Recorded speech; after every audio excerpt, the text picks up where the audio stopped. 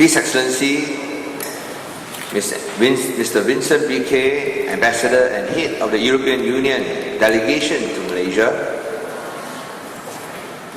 Tuan Haji Malik bin Qasim, Penang State Exco Member for Religious Affairs, Dato' Abdul Halim, the Penang State Assembly Speaker, Dato' Farizan bin Darus, Penang State Secretary, Her Excellency Ms. Andrea Wicke, Ambassador of Austria to Malaysia, His Excellency Mr. Mark Muller, Ambassador of Belgium, His Excellency Mr. Paul Backers, Ambassador of the Netherlands, His Excellency Mr. Petru Petra, Ambassador of Romania. Selamat datang ke Pulau Pinang. Welcome to Penang. Thank you for inviting me to give the opening remarks at the inaugural EU-Penang Day. I believe today is a historic event, as this is the first time in Penang where the nations of the European Union come together to share their experiences about culture, economics, and history in one location. I believe today's event will serve as a good starting point for more annual European Union events to be held. It is that His Excellency has taken up the initiative to forge closer ties with Penang, and today we are also honoured by the presence of 6 ambassadors of European Union nations.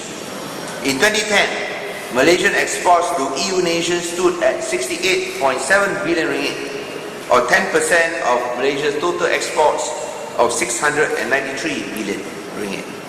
This volume puts European Union at number 3 after North Asia, 223 billion ringgit, and the ASEAN region, 163 billion ringgit. As we see the significance of European Union as a nation's trading partner expand, the existence of many EU nation companies in Penang provide a good opportunity for Penangites to know more about the different countries that are represented by the European Union. Besides economic links with Malaysia, I believe that cultural aspects of the European Union nations are important in bridging closer the people-to-people links. With a total population of 500 million people in the 27 nations of the EU, it is definitely beneficial for Penang to know more about these nations. After all, Georgetown UNESCO World Heritage City status will provide a suitable backdrop in attracting more tourists as well as heritage enthusiasts from Europe to Penang. Now, in our efforts to transform Penang into an international and intelligent city, the state government believes that the people of Penang needs to offer itself as a location of choice for investors, a destination of choice for tourists, and a habitat of choice for those who desire sustainable living. Penangites will benefit from the exposure to the different values and cultures from our EU friends. Forging people-to-people links can also be strengthened through annual events like this that allows our people to share experiences and cultures ranging from how the EU works, the history of EU, the differences of EU culture, and the type of environment Europeans wish to live in. Penang can also learn how democracy and opportunity works, bringing both freedom and prosperity to Malaysia and Penang. We want to share our own experiences in enacting the Freedom of Information Act and setting up the first Speaker's Corner in Malaysia, where there is not only freedom of speech, but there is also freedom after speech. As the leading state in environmental initiatives, with the No Free Plastic Bag campaign, we also hope to learn from your successes to help Penang achieve a cleaner, greener, and safer Penang. All these topics will be presented by the respective ambassadors, the respective learned ambassadors from the EU, Romania, Belgium, and Austria. Apart from that, the European Union MCCI and Invest Penang will organize the EU-Penang Trade and Investment Opportunity Seminar. I was informed that EU and the state government will also end the day by playing a game of futsal. I wish both sides all the best in this football game. I would have loved to participate, but you know, I sprained my leg, as I told Mr. Vincent Piket just now. So I will take a rain check for today. Now, I would like to take this opportunity to thank the organizers of the EU-Penang Day, especially the EU Embassy, the EU MICCI, the Penang Municipal Council, and Invest Penang for jointly organizing this event this morning. I would like to also extend to the EU Embassy to consider an annual event next year onwards, to be organized jointly with the Georgetown Heritage Festival that is held every July. Terima kasih. See you next year. Thank you. It's a great pleasure for me to greet you at this EU-Penang Day here in the historic town hall of Georgetown. Today is indeed a significant day, not only in EU-Penang relations, but also in the history of my mission. And this is the first time ever that the EU delegation organizes an outreach event of this sort outside the Klang Valley, ever since we opened in 2003.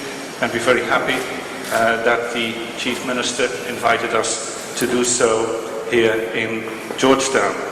I would like to thank the Honourable Chief Minister for his initiative and his invitation to us today. The idea of this meeting originated in a discussion I had in his office just earlier, a couple of months earlier this year. The Chief Minister said, of course, everybody knows Europe in Penang, but not at all everybody knows the European Union. And still the European Union is, of course, a reality in Europe, and it is a reality in the EU-Malaysia relations. And hence he thought it would be worthwhile to organize an EU Day here in Penang. Without a doubt, Georgetown is one of the most popular destinations among European travellers visiting Malaysia. We are very fond of the history, we're fond of the heritage, we are fond of the tasty food, of course, and we're very fond of the very friendly and open atmosphere that we find here. Trade provided the first link between Europe and Penang. Penang was a strategic harbour along the shipping routes that connected Europe and British India with the Strait settlements. And just like 225 years ago, trade and people remain the main links that connect the EU with Penang and with Malaysia as a whole. Our trade is thriving. In 2010, our total trade was higher than ever before, 32 billion euros, roughly 140 billion ringgit. And in fact, the EU-Malaysia trade grew faster than Malaysia's international trade overall, and we are very happy with that result. Of course, we need to look to the future and to building a trade relation that is not only good now but also suitable for tomorrow. And the reason why I'm saying that is that essentially right now for the EU, Malaysia is still treated in our trade regime as a developing country. And that may have been very positive so far, but of course with the developments in the Malaysian economy we have to look further in order to create scope for growth in areas where we have not seen such growth before, especially of course in the services sector, which are currently not at all covered by any bilateral agreement. Now, such a bilateral agreement we are busy creating with our negotiation of the free trade agreement. It's been going on for a little bit now, and we're very pleased with the progress so far. And I can tell you this, that this agreement will create new opportunities in trade and investment for Malaysia as a whole, but particularly, of course, also for Penang. It will create jobs, and it will create economic growth. We've done the studies to show that, and you can find them on our website. But, of course, the EU does more than trade with Malaysia. We collaborate on education, on research, on technological development, with numerous exchanges of professors and students. We discuss security matters, for instance, in connection with the EU's support to the peace process in Mindanao, in southern Philippines, a process that is facilitated by Malaysia. We discuss international questions, for instance, Malaysia's imminent accession to the International Criminal Court. We discuss values and human rights, such as the death penalty, for which the EU promotes the abolition globally. And to give all these fields of interaction a structure, Malaysia and the EU are also now negotiating a political agreement called the Partnership and Cooperation Agreement. It's going to be a broad framework agreement that will include all sorts of topics and that will be able to flexibly respond to new priorities. I would also like to mention, and that is also responding to what Chief Minister has just said, to the very large green agenda on which Malaysia and the EU cooperate. It involves the climate, the forest, green technology, and the creation of a low-carbon economy. I can tell you without exaggeration that the green agenda occupies about a third of my agenda, and I'm sure it's the same for my colleague ambassadors. And that is very right, because at the end of the day, think about it. Globally, the energy consumption will double by 2050 due to population growth and rise in income, of course, particularly in the emerging economies. Now, how are we to reconcile the doubling of that consumption with halving CO2 emissions? And halving is the minimum needed to keep global warming below 2 degrees centigrade. Now, the European Union is, we're proud of that, a world leader on climate action with our self-imposed targets for CO2 reduction, for renewable energy, for energy efficiency, etc. Our goal is to be a low-carbon economy by 2050, and our industry is a world leader on green growth solution. And we want to partner with Malaysia, and particularly also with Penang, on such a green agenda, government-to-government level, but equally at business-to-business level. And we're very happy to be able to organize some activities on that here in Penang in the near future. But today we will look a little bit at the EU itself, how it functions, about its people, its history, and its environmental policies. Several of my eminent colleagues from several member states have joined me. Others will be able to join in the subsequent discussions.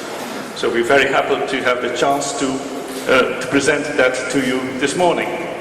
In closing, Honourable Chief Minister, Excellencies, dear ladies and gentlemen, let me thank you very much once again, Chief Minister, for your initiative and for the invitation for today. I would also like to thank the Municipal Council of Penang Island for opening wide the door of this beautiful town hall to host our EU-Penang Day. Thank you very much indeed. My colleague ambassadors and I hope very, very much that today will bring the EU closer to the Penangites, that it will bring the Penangites closer to the EU. Penang Island is connected to the mainland with one bridge, and before too long there will be two. And what the EU-Penang Day will do is build one additional bridge, namely between Penang and Europe. Thank you very much indeed.